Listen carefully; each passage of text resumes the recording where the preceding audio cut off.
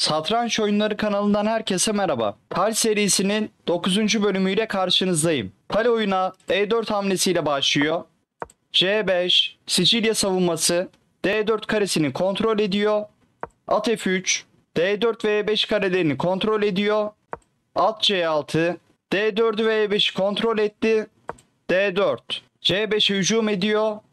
C alır D4, at alır D4, açık Sicilya. At F6, E4'e baskı oluşturuyor. At C3, E4'ü korudu. D6, E5 karesini kontrol ederken filin çaprazını açtı.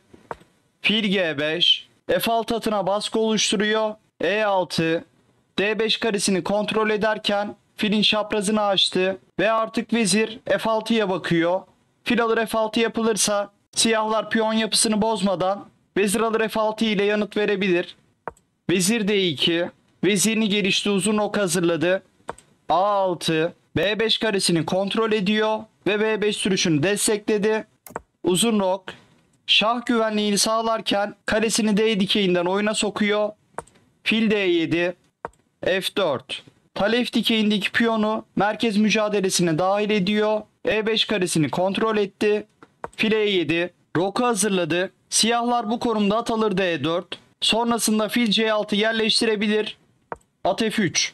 Rakibinin değişimlerle rahatlamasına izin vermiyor. Atını geri çekti. Vezir C7. Vezirini gelişti. Kısa rok, uzun rok tercihlerini elinde tutuyor.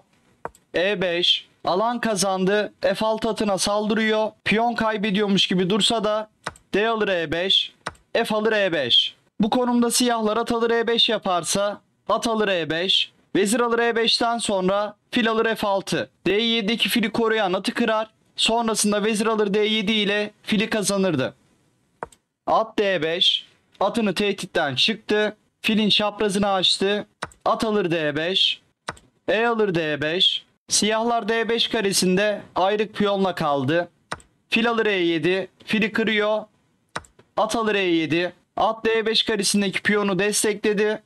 Fil D3. Tal filini gelişti. Vezirler arasındaki bağlantıyı kurdu. Fil B5. Filleri değişmek istedi.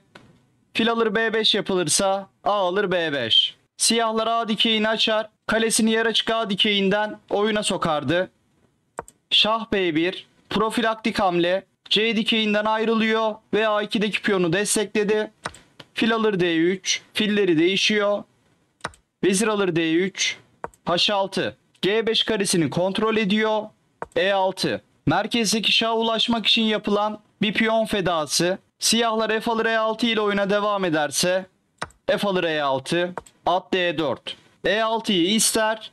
Siyahlar E5 sürerse at E6. Çatal atar. Vezir kaçtığında şah çekerek G7'yi alır ve siyahların rokunu bozardı. At D4 hamlesine geri dönelim. Siyahlar bu konumda E6'daki piyonu korumaya çalışırsa vezir D7 ya da vezir B6, kale H1 var. E6'ya baskıyı artırır. Devamında verdiği piyonu geri alırdı. Kaldığımız yerden oyuna devam edelim. E6. Siyahlar oyuna kısa rok hamlesiyle devam ediyor. Kale H1. Kale H1'deki kalesini oyuna sokuyor. Alışı siyahlara bıraktı. F alır E6. Kale alır E6. Verdiği piyonu geri aldı. Kale açık E dikeyinden ata baskı oluşturuyor. Kale A D8. D5'teki piyonu destekledi. At D4. İzole D5 piyonunu bloke ediyor. Kale D7. Atı desteklerken D8 karesinde diğer kalesine yer açtı. Vezir E2. Kale dikeyindeki kontrolünü artırıyor. Kale F7. 7. yatayda atı destekliyor. At F3. At E5 gelip çatal atmak istedi. Kale F8. Çatal tehdidinden çıktı. A3. Şahı için hava deliği açıyor. At C6. D4 sürüşünü destekliyor. At H4. At zayıflayan G6 karesine bakış atıyor. Siyahlar bu konumda piyon alırsa vezir alır H2. At G6. Kaleyi ister. Kalenin kaçmaya fırsatı yok. Kale kaçarsa tal kale E8 ile 8. yataya iner. Bu yüzden siyahlar kaliteyi bırakmak zorunda kalırdı. Kaldığımız yerden oyuna devam edelim. At H4. Siyahlar oyuna vezir B8 hamlesiyle devam ediyor. At G6. At G6 karesine yerleşti. Kaleyi istiyor. Kale F D8. D dikeyine kalelerini çiftledi. H4. Şah kanadından alan kazanıyor. Kale D6. Kaleleri değişip rahatlamak istiyor. H5. G6 atını destekledi. Vezir C8. Kaleyi kazanmak istedi. Kale alır D6. Tal kaleleri değişiyor. Kale alır D6. Kale F1. Kale F8 inip veziri kazanmak istedi. Kale D8. F8 kontrolünü artırdı. G4. H5'i destekledi. Vezir D7. Vezir F2. Vezir F8 inmek istiyor. Vezir F8 indiğinde kale vezir alırsa kale alır F8'den sonra oyun mata giderdi. Bu yüzden vezir alınamayacak. Vezir alır G4. Siyahlar piyon aldı. H5'i alabilirse atı G6 karesinden kaldırabilir. Vezir H2. H5'i korudu ve siyahlardan oyunu kaybeden hamle geliyor. At D4. Tal vezir D6 hamlesiyle oyuna devam ediyor. Çift ünlem. Tal vezirini feda etti. Siyahlar bu konumda vezir alırsa kale alır D6. İki hamlede mat var. Videoyu durdurup düşünebilirsiniz. Kale F8 şah. Şah H7. Kale H8'de oyun mat olurdu. Vezir D6 hamlesine geri dönelim.